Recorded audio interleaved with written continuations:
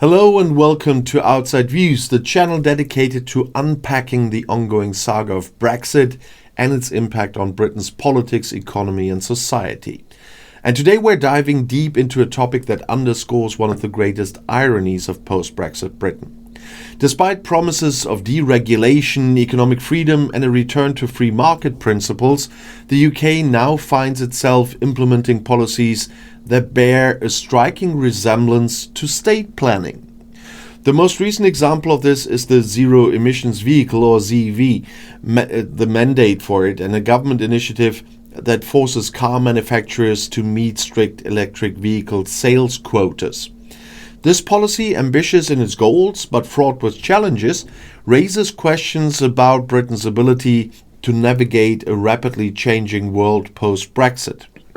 It also highlights a broader trend, how the promises of Brexit have collided with the realities of governing outside the European Union.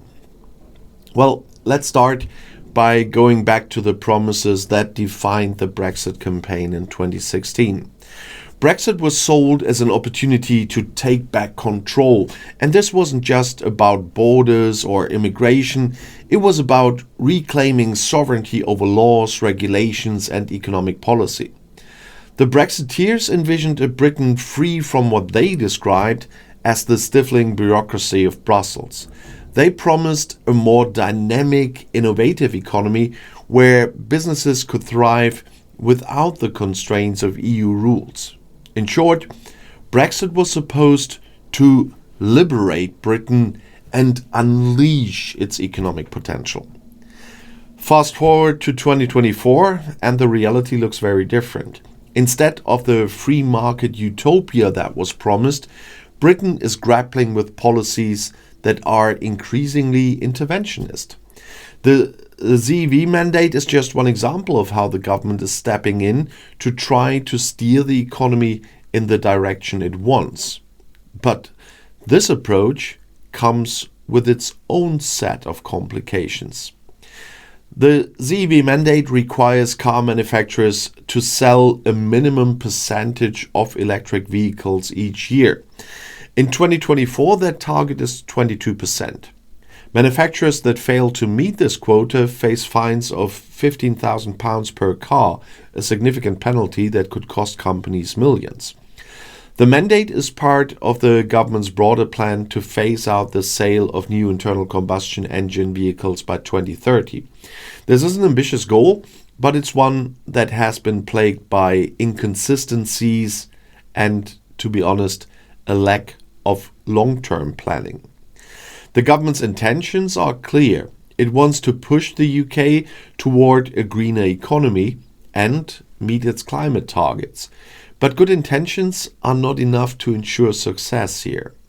Forcing the automotive sector to meet such aggressive targets without addressing the underlying challenges in the market, that is a recipe for trouble. The biggest issue is consumer demand. Despite years of promotion, electric vehicles remain prohibitively expensive for many British households. And while the government has introduced subsidies and incentives to encourage EV adoption, these have been inconsistent and their impact has been limited. Many potential buyers are put off by the high upfront cost of EVs, even if they offer savings in the long term. And then there's the issue of infrastructure. For electric vehicles to be a viable option for most people, a robust and reliable charging network is essential. In cities like London, the situation is improving, with an increasing number of public charging points. But outside urban centres, particularly in rural areas in northern England, the picture is much bleaker. Long stretches of motorway and rural roads remain underserved, making EV ownership impractical for many. And this lack of infrastructure creates a significant barrier to adoption, leaving consumers skeptical about whether switching to an EV is worth the risk. After all, what good is an electric car if you can't reliably charge it on a long journey? For car manufacturers, the ZEV mandate presents another set of challenges.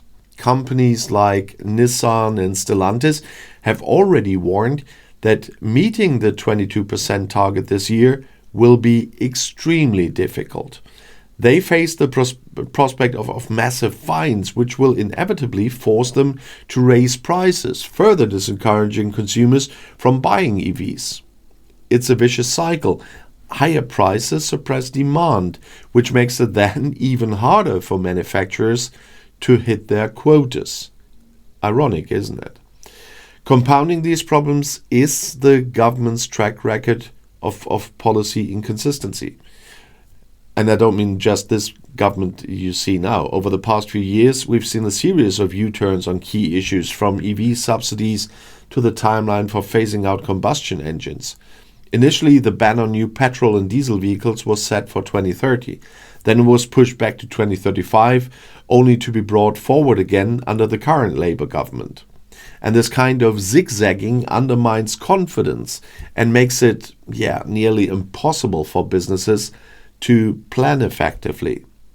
And consumers too are left in limbo, unsure about whether now is the right time to invest in an EV. And this pattern of inconsistency isn't limited to the automotive sector. We've seen similar issues in renewable energy, in housing policy, and the famous trade agreements. The underlying cause often traces back to Brexit itself.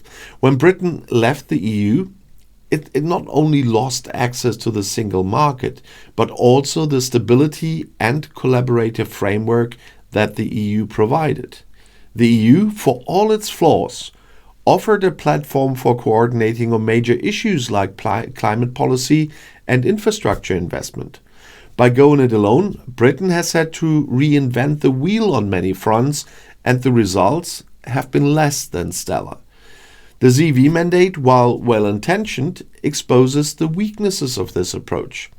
Instead of fostering a market that naturally supports EV adoption, the government is resorting to quotas and fines to try to force progress. And this is not a sustainable strategy and risks alienating both businesses and consumers. And there's also a geopolitical dimension to consider. If Britain follows the US and EU in imposing tariffs on Chinese electric vehicles, it most probably could face retaliation from Beijing. For British luxury car makers, China is a crucial export market, and losing access could have devastating consequences.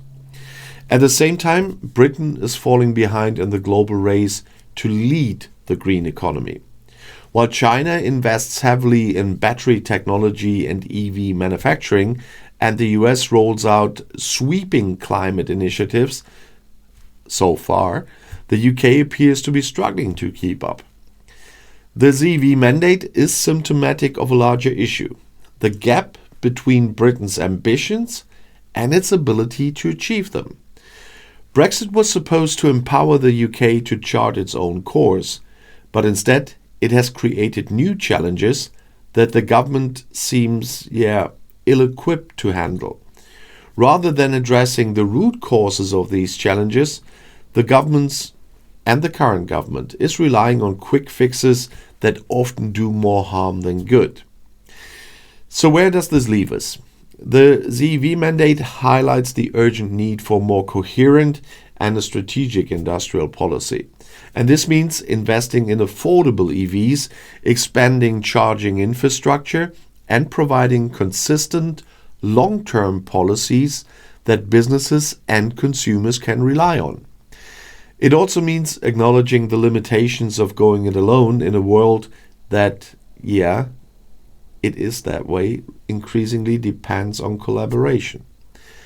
Brexit was supposed to be a fresh start for Britain, but as we see with the ZEV mandate, the reality is far more complicated and far less optimistic.